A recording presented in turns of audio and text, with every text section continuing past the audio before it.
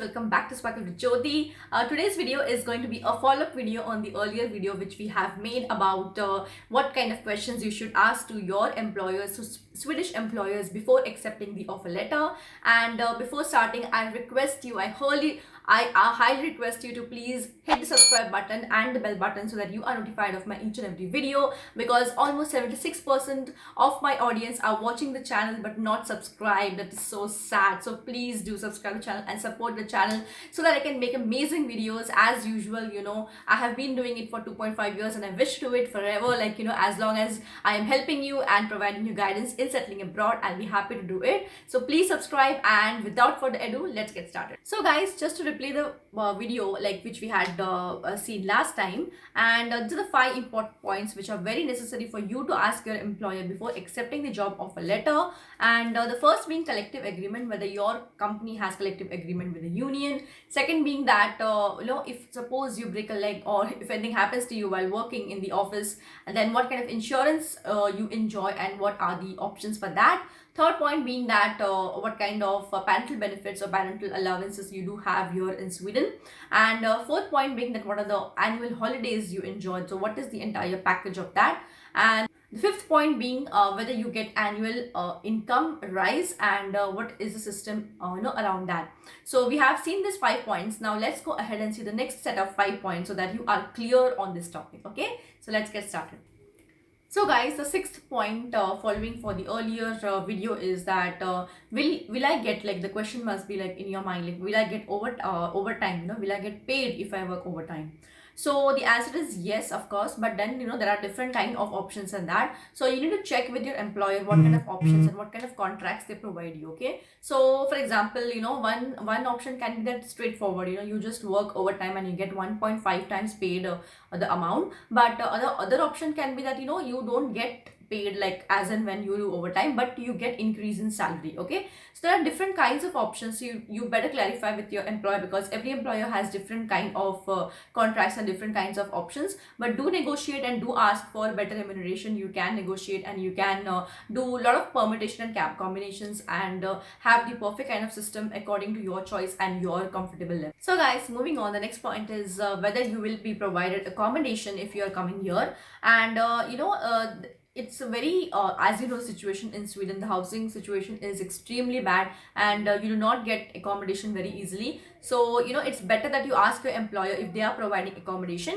And what usually happens is that there is a private company which is like a mediator for them, and they offer you the accommodation through the private company. But the rent for those companies is very high, so you can decide your budget. And according to me, I think 8 to 10,000 is a very very good range of rent. But then this is very rare now. Normally rents are gone high up to 12,000 and more. But then if you are but it's better to take the accommodation, because it's very difficult for you if you're coming with a family and then come here and then search accommodation is very very difficult. So it's better you take the accommodation from them, whatever the company is providing. Usually they provide from 6 months to 1 year to take that. And once you come here and you understand the system here, then you can search according to your budget and your preference of location, etc., and then you can move. Okay, but it's always better to confirm with your employer about the accommodation and accept the accommodation if it is being offered. So guys, moving on, the next point is that you should check with your employer if they are paying your visa fees, initial processing and initial expenses, what you require, because you are not aware of what kind of expenses are you can incur here immediately after reaching. So usually the big companies and the big employers do provide you the flight tickets, they sponsor your visa, so they bear the visa expenses, application fees, and also some children's school fees and your accommodation. So usually big companies do that, but please do confirm with your employer what kind of benefits they have. So please check, because here you also need deposit of the house. If you get a house, obviously you need to have a deposit, which is I think 1 or 2 months of rent. So that is also a very big amount. So make sure that you check with the employer whether they are providing that. And if you are coming, then please make sure that you are taking care of all these things. Yeah, and also some employers also do give you a family trip kind of, or individual trip depending on the employer, so that you can come here and check all the facilities and get a feel of the system and the country, and then go back and decide and then come back. So that is also an option. So do check all these options with the employer to be sure. So guys, moving on, let's discuss the next point, which is about the notice period and leave policy. Okay. So basically, before usually, as I have mentioned in my earlier video also, that you have 25 annual leaves. You have 25 days of leave. But it depends. Like some companies do offer it. Like usually they offer like advance leaves. Okay. So like if you join in the middle of the year, usually it is like the period is from April to March.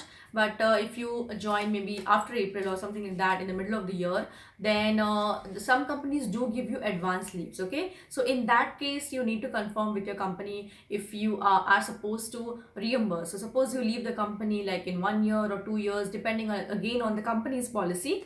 So some companies allow that if you suppose work for continuously 5 years and then you leave, then they do not take it like that seriously, and you are not supposed to pay. But then if you leave immediately after 1 year or something like that, then you have to pay for that leaves, advance leaves, which you were given previously. Okay, so usually it is like you work for 1 month and you get that 2 days of leave. So that is what is the general notion what goes on. So you need to confirm with your employer like what kind of leave policy they follow, so that just clarify all these things and make sure that you are aware of all these things. And about the notice period is usually like 0 to 3 months. So that is like a very general and I think almost standard thing what is there here. So also make sure with your company whether it is like what exact number it is, like 1 month, 2 months, 3 months, whatever it is. Do confirm with your employer. So the next point is about the probation period and the layoff policy. So it is standard. It is like, as I said earlier as well, it is like 1 to 3 months of notice period. Like it applies for both the parties, for the employer as well as employee. But if you so usually it is like 1 month. And what they say, like it is around 6 months of probationary period. It's a standard procedure. And you can also negotiate if you don't want to serve the probationary period, and the employer really wants you are an exact fit for that particular position. And you can negotiate the probationary period as well. But usually it is 6 months, and they want to make sure that you are an actual fit for the company, because it becomes a slightly difficult after 6 months to fire you basically. So if you there is like a stronger procedure later on and a lot of policies. That's the reason they do give like proper 6 months for you to get adjusted, and also to understand whether you are appropriate for that particular company and everything works out well. So usually it is 6 months, but it's also negotiable, so do keep that in mind. These were the total 10 points, and I'm going to list the earlier video as well as in the description box, so do check it out so that you get the entire 10 points in detail. And if after this also, if you have any questions or if you have anything to clarify, please mention in the comment section under this video, and I'll be happy to reply, because that is the fastest what I can understand, because the recent video, any comment on the recent video pops up immediately to me. I get notification, and that's how I can reply you faster. So do comment guys, so that I'm aware whether you're understanding and the entire process about these two videos which are made. And yeah guys, that's it for today. Just a pro tip that you please make sure, because sometimes what happens, we sign the agreement in hurry and do not watch in depth what is the details of the contract. So do not make this mistake, because it's not like an Indian contract, the standard thing. This is customizable, and a lot of extra points are there. So do make sure that you are reading each and every point thoroughly and then signing the contract. Okay, so yeah, I hope you are hope you like the video, and do not forget to like, subscribe, comment and share, and I'll see you next time. Till then, stay positive and stay happy. Bye bye, take care.